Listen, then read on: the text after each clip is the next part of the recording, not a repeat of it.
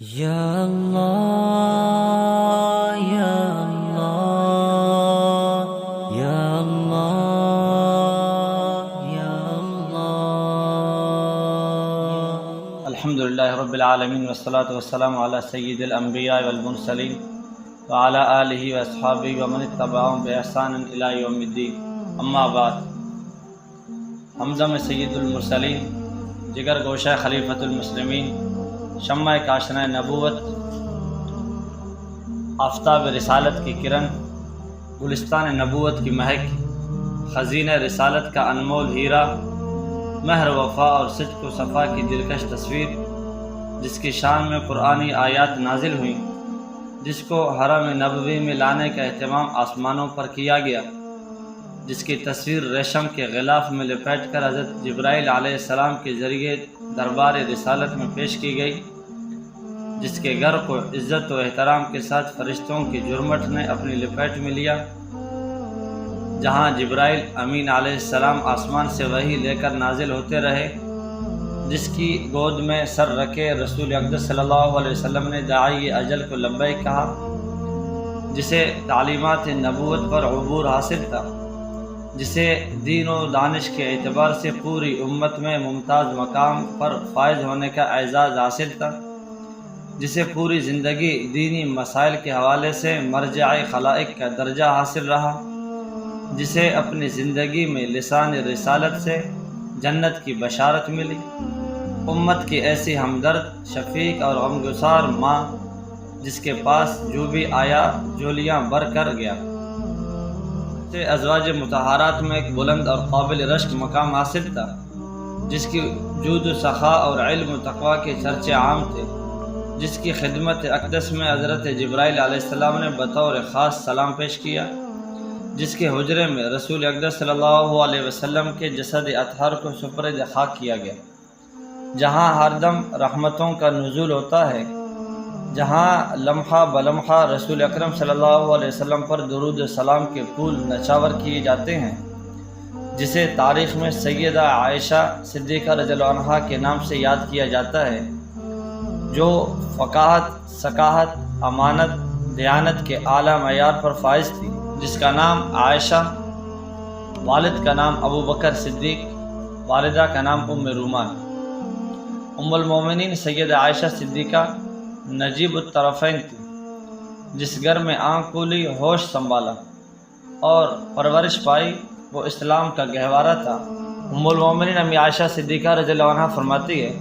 کہ مجھے 9 خوبیاں ایسی عطا کی گئی جو مریم بنت عمران کے علاوہ کائنات کی کسی اور خاتون کو نہیں دی گئی۔ جبرائیل علیہ السلام نے میری تصویر سبز ریشم کے غلاف میں لپیٹ کر کہا کہ یہ دنیا اور آخرت میں آپ صلی اللہ علیہ وسلم کی رفیقہ حیات، میرے سوا کوئی اور کنواری بیوی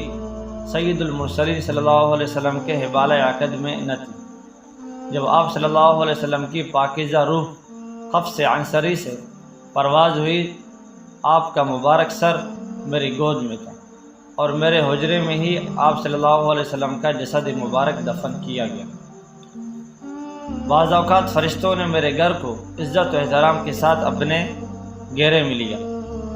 بعض اوقات وہی ایسے وقت میں نازل ہوتی جب کہ میں آپ کے پاس محو استراحت ہوتی۔ میں رسول اللہ صلی اللہ علیہ وسلم کے خلیفہ اور صدیق کی بیٹی ہوں، آسمان سے میری برات میں قرآنی آیات نازل کی گئی، میری پیدائش پاکیزہ ماحول میں ہوئی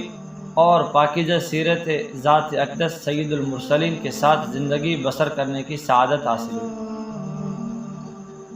مجھے اللہ رب العزت کی جانب سے مغفرت اور رزق کریم کا اعزاز حاصل ہے۔ ان تمام خوبیوں کے باوجود آپ رضی اللہ تعالیٰ عنہ کا خوف خدا کا عالم یہ تھا، فرمایا کرتی کہ کاش میں درخت ہی ہو جاتی کہ تسبیح کرتی رہتی اور کوئی آخرت کا مطالبہ مجھ سے نہ ہوتا، کاش میں پتھر ہوتی، کاش میں مٹی کا